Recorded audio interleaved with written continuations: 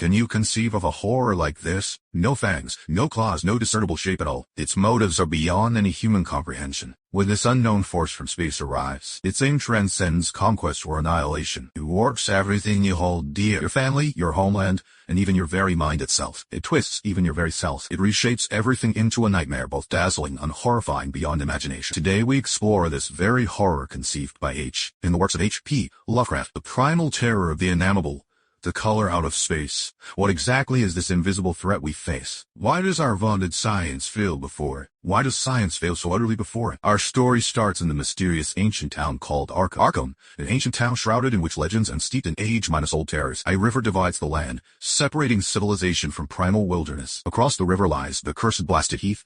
Deep in the forest, our story centers on the doomed Gardners. They had only moved here months before. The Gardners are a family attempting to mask their life tragedies with idyllic rural fantasies. Nahum, the father, had once dreamed of being an artist. Now life had beaten all the spirit out of him. To help Teresa recover after her surgery, to escape their mounting city debts, he liquidated everything and returned to his ancestral farm. He fumbled through farming minus raising alpacas, planting crops minus playing a part he never wanted. His longing for a self minus sufficient way of life was really just desperate denial. Teresa, the mother, is a sharp and competent stockbroker. She still hasn't shaken off the specter of cancer. Even out in the countryside, in the cramped attic, she continues battling the ever-changing financial markets. Her frantic phone calls clash with the peaceful scenery outside. Her health issues and the family's financial strain are a ticking time bomb. The children are each lost in their own worlds. Their eldest, Benny, is your typical rebellious teen. He's obsessed with cosmic black holes and debates abstract philosophies with Ezra, the local hippie. Unlike her scientifically mighty brother, Lavinia, the eldest daughter,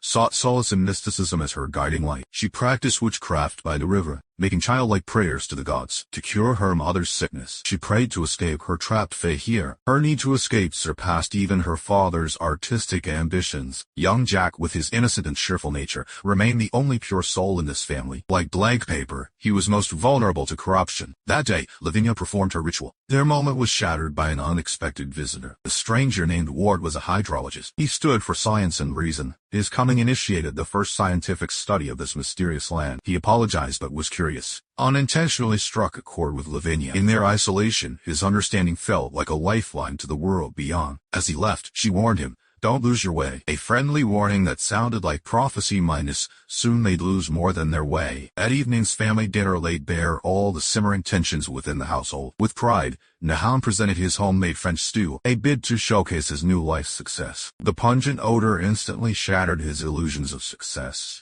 Lavinia showed her disgust openly. Jack wistfully recalled his mother's pancakes. Every single word pierced Nate's fragile self, minus esteem like sharp needles. Who eats alpaca meat anyway? The cruel joke revealed an undeniable truth. Nate's pastoral fantasy was merely a poorly timed imitation of rural life. In the end, it was Teresa who opened Nahum's treasured bottle of wine. It temporarily eased the unspoken tension. The dinner foreshadowed the family's fragility, far more fragile than they realized. The pretense of peace shattered completely that night. The family withdrew to their rooms as a creeping unease settled over the household. Little Jack felt it, and so did Sam the dog. Sam let out a low whimper as he stared down the empty hallway. Then came an unnatural glow minus impossible hues of magenta and purple. The uncanny light slowly engulfed the whole farm. The barn alpacas made uneasy sounds. Lavinia's room lights flickered, wildly and uncontrollably, as Nate and Teresa attempted to mend their fractured relationship through intimacy. A deafening roar approached from the distance. A meteorite ablaze with unearthly hues like a cancerous growth from beyond. A flaming meteor crashed violently into the Gardner's front yard. The blinding shockwave stunned everyone. Little Jack, the purest of them all, was the first to succumb to the corruption. He immediately fell into silence, his eyes vacant as though a fragment of his soul had been torn away. The opening act concluded amidst an eerie and unsettling silence. The calamity had begun. By dawn, the meteorite had faded from its nightly glow. The meteorite had faded into a plain rock with a burnt stench. The mayor and sheriff came, but their thoughts were focused on profit and bureaucracy. The mayor saw a tourist attraction in the space rock. The sheriff merely followed standard procedures. They couldn't smell what Nahum complained about. It wasn't their noses failing. Nahum's senses were gradually detaching from the reality around him. The impact of last night had begun to fracture his mental defenses. Hydrologist Ward brought a scientific approach to the supernatural incident. He expertly identified it as a meteorite, but its strange smell and environmental effects defied explanation. Nahum kept the media at bay, determined to protect his family's peace. This sparked their first conflict with the mayor's pragmatic approach. Little did they know The meteorite would bring more than just visitors and questions. The real alarm came from places unseen by human eyes. Nahum guided while Betty led the way. Ward sought out Ezra,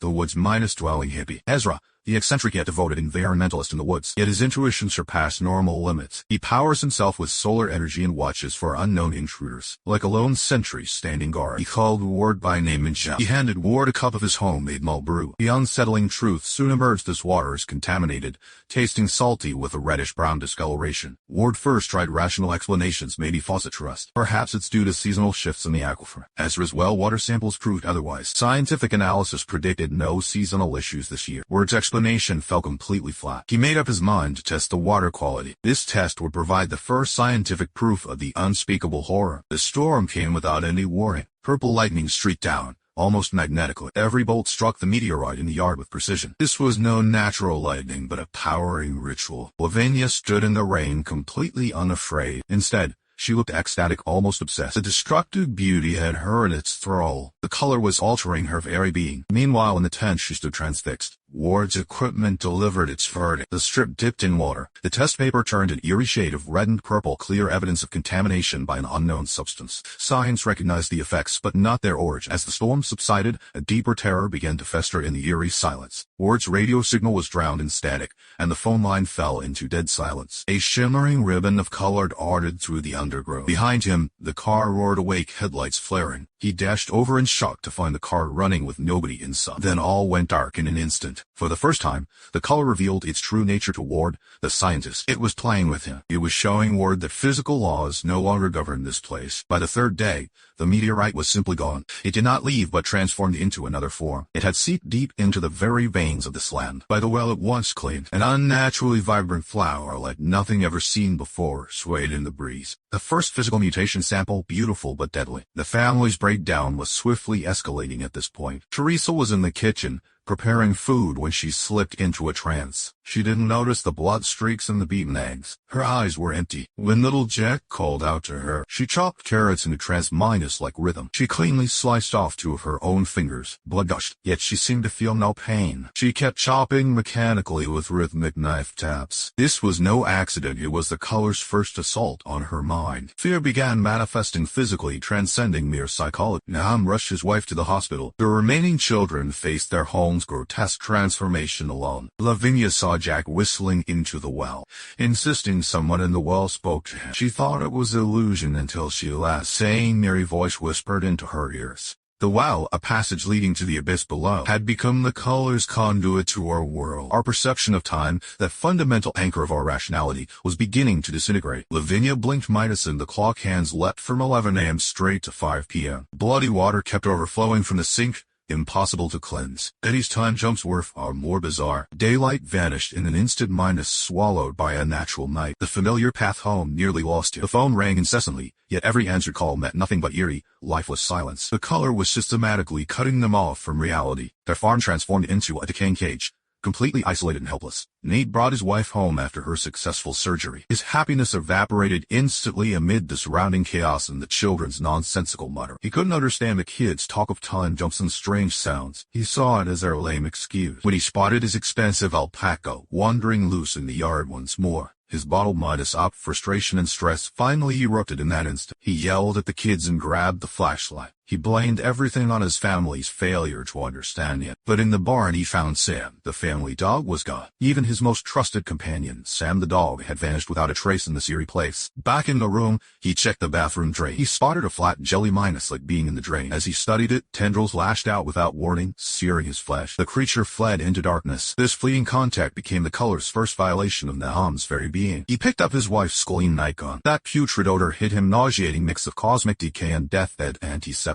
His mind began unraveling at the seams. The foul odor was hauntingly similar to his late father's cancer war. The alien horror became inextricably entwined with the deepest trauma of his soul. On day 5, the transformation could no longer be denied. Grotesque plants grew by the river in eerie colors. In the orchard, tomatoes and peaches ripened unnaturally early. They bloated with sickly plumpness, glowing unnaturally. At first, Nahum took pride in his gardening success. Yet when he bit into the fruits, their taste was like rotten ashes. The taste made him gag violently. All his efforts yielded only fruits that looked perfect on the outside, but were rotten within, a perfect metaphor for his life. His idyllic dream of pastoral life was utterly rotten from within. Seething, he violently hurled the produce into the trash. This is a silent protest against fate. He drinks his sorrows away. Even the ice cubes in his glass have taken on that eerie magenta hue. The color is mercilessly consuming both his body and mind. Night falls, bringing forth the ultimate horror that begins to unfold. Alpacas wail eerily from the barn. Benny and Jack rush to investigate, only to witness a horrifying scene that would break even the most resilient of minds. The alpacas are no longer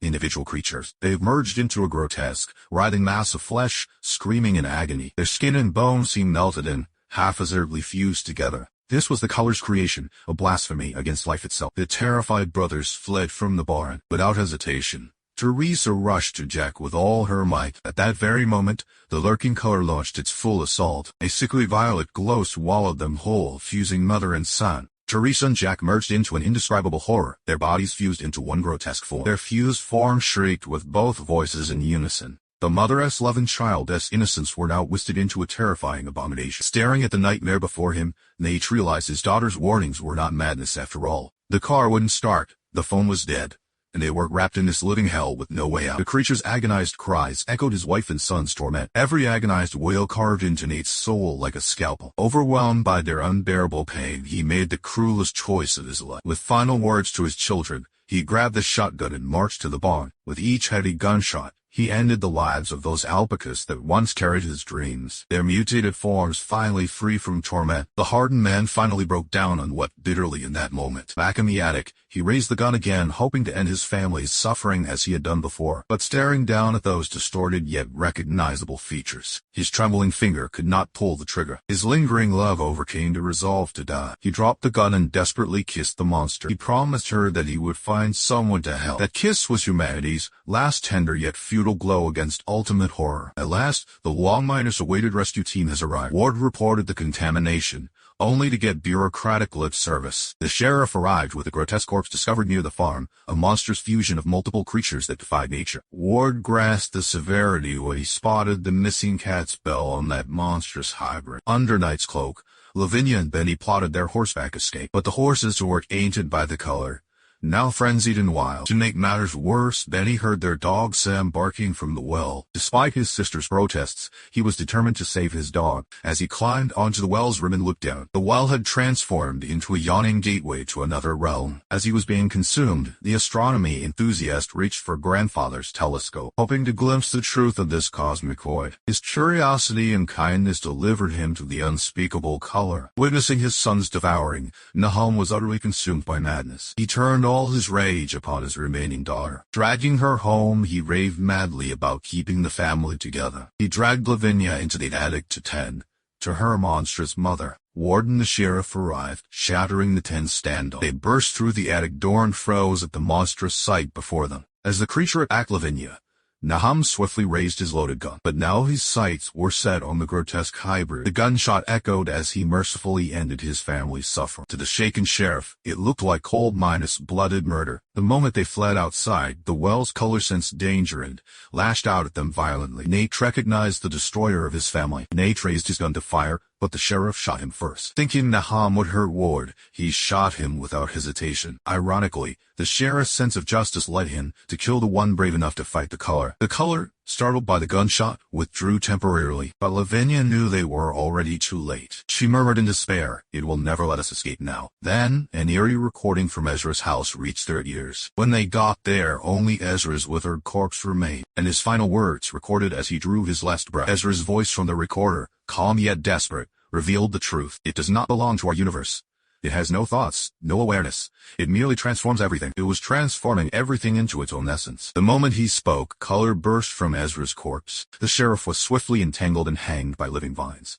Ward bolted, sprinting back to the Gardner homestead. There stood Lavinia, transfixed by the well's edge. As his hand touched her shoulder, she turned, and through her eyes Ward glimpsed. He saw the edge of the universe and witnessed the indescribable form of the unspeakable being. Fear made him stagger and fall. Then before Ward's horrified gaze, the true form of the color erupted violently from the well's depths. A monstrous vortex erupted from the well, surging upward, tearing apart and devouring everything around it. In her last moments, Lavinia dissolved into the shimmering light, becoming one with its radiance. Ward staggered back to Nahum's crumbling home. In his delirium, visions of the family's joyful past haunted. Monstrous Nahum lunged at Ward, barely escaping into cellar as they grappled. Outside, Nahum's mad pounding blended with the world's thunderous collapse. Ward covered his ears as sonic waves shattered wine bottles around him. Time lost meeting before Ward finally emerged from the cellar. The world was no longer the same. The farm and its surroundings were arrayed of all color, now just a barren wasteland of pale gray. The devouring color was gone, leaving only lifeless ruins behind. Many years later, aged Ward stood on the newly built dam,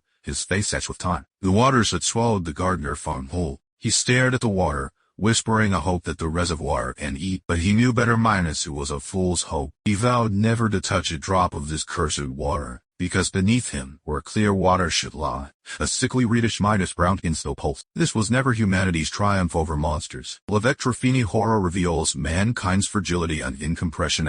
We try to quantify scientifically, rationalize logically, and soften with love. Yet the color operates beyond any known natural laws. It isn't evil minus morality simply doesn't apply to it. It is not an enemy, for conquest holds no meaning to it. It simply exists, spreads endlessly, and remakes everything in its own image. When the tale ends, Ward walks away. A multi-minus side mantis glides overhead, its form shimmering with unnatural hues.